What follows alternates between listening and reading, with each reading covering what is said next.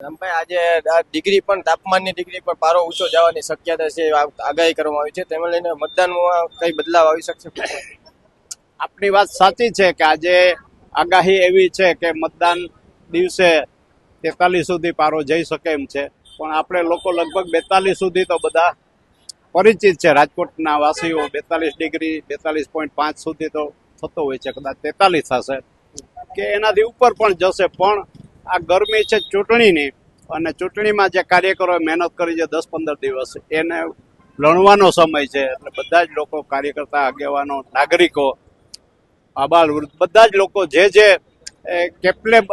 Applicable છે voting માટે એ બધા મત આપશે. અને મત વિકાસને આપવો જરૂરી છે. 42 ડિગ્રી હોય 43 હોય, પણ મત છે એ 5 વર્ષે એક વખત ઉજવાતું આપણું પર્વ છે, અને એને ઉજવવા માટે બધા જ લોકોએ જવું જોઈએ, મતદાન કરવું જોઈએ. એ લોકશાહીની પરંપરા છે અને એ જરૂરી છે.